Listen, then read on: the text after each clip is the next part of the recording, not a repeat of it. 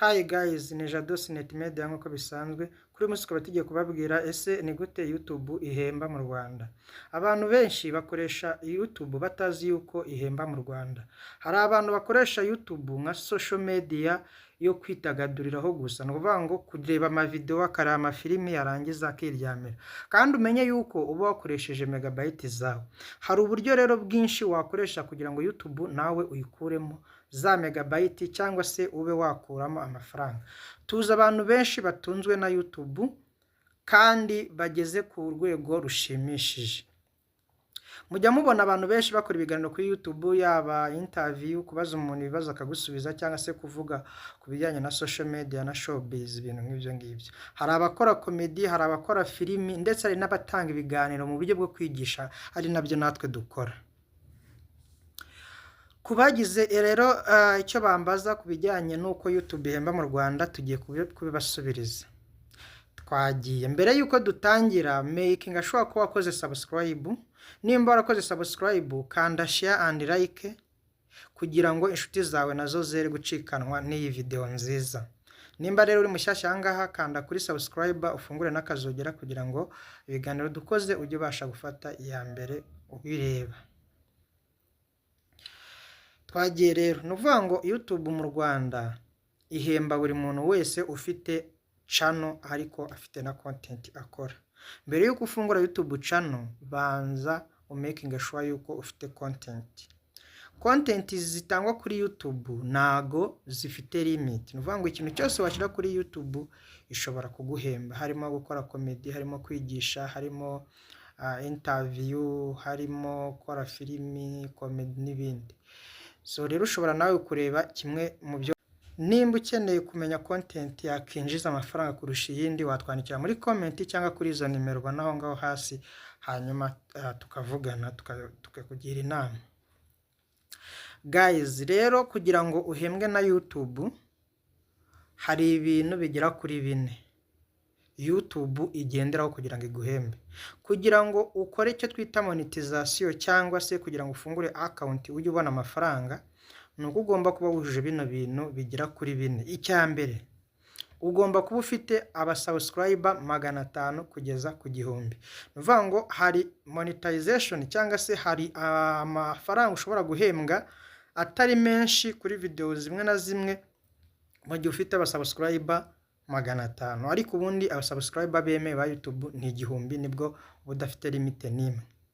Icyo kikajyana n'icya kabiri kijyanye na watch time. Hari abantu benshi bibwira yuko YouTube iyo ushyizeho video ukuzuza abasubscribe 1000 uba wahembwa. No, ntago ariko bimeze. Nuvuga ngo uhembwa ari uko ufite abasubscriber 1000, ufite abantu barebye video zawe byibura amasaha 4 mu mezi 12. Nuvuga ngo mu gihe kingana n'umwaka ugomba kuba wararebwa amasaha 4000. Inshuti yanjye, nimugire ngo ni ibintu byoroshye, gusa iyo ushyizemo imbaraga birashoboka. Niyo mpamvu nashyizeho rino shuri kugira ngo tujye twigira ahangaha tumenye ese niki twakora kugira ngo tubone iyo watch time, kuko kuyibona bisaba ko ushyiramo umuhati. Nuvuga ngo bisaba gukora cyane, ariko nta nubwo bikomeye cyane.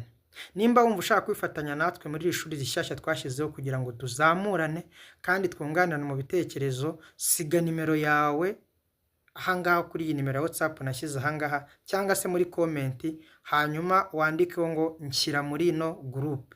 Ni group zatuganiriraho, twungurana inama, tukareba niki cyadufasha kugira ngo natwe tube bamwe mu bamiliyoneri ba YouTube.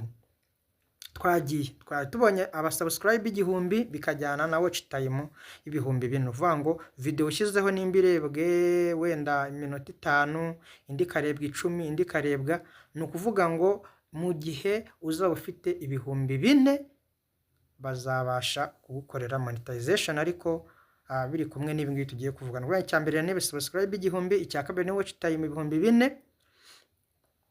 Nimba utazi ukuntu wareba nimba 4000 by'amasaha warabigejeje, wanyandikira, hanyuma tukazagaruka tugira gute tuvuga uburyo wakanaliza content yawe.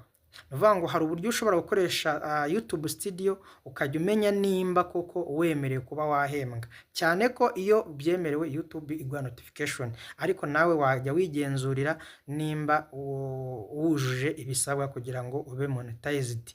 Nimba rero wumva ufite ikibazo ku bijyanye no gucekinga nimba wujuje ibisabwa, wabyandika muri komenti cyangwa se ukabyandika muri groupe, cyangwa se ukaza kubimbwira mu bundi buryo ku zindi social media, hanyuma tukazagaruka topic yacu itaha tukazaza tugaragaza ni gute wacekinga nimba warabaye monetize.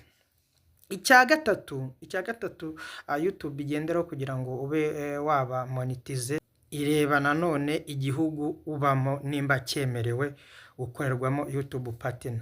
Hari icyo twita YouTube Partner Program, urumva nyine ni community ishinzwe kwamamaza ama video kuri video zacu tuba twakoze. Vuga ngo ikoze video abakire bamamarizaho ibikorwa byabo. Rero nuvuga ngo icyo cyari icya gatatu. Icya gatatu ni ukuba icyo gihugu ubamo nyine cyemerera YouTube kuba baguhemba, u Rwanda rurimo nugira ikibazo. Hanyuma icya kane aricyo cya nyuma YouTube igenderaho kugira ngo iguhe monetization, nicyo twita AdSense, Google AdSense.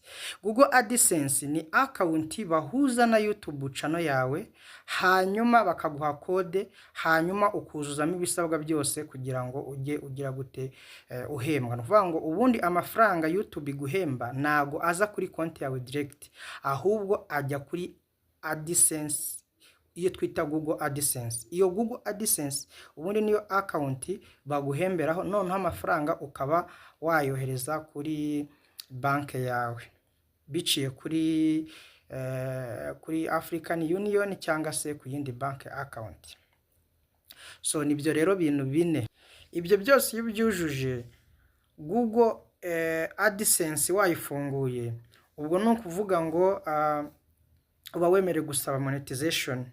Iyo usabye monetization n'ubundi application nayo ikorerwa hariya kuri YouTube Studio, hamwe nababwiye tuzarebera hamwe niho ushobora kwa applyinga unyuze, kubera yuko iyo byose ibisabwa byujuje bakohereza notification yuko wemerewe kwa applyinga.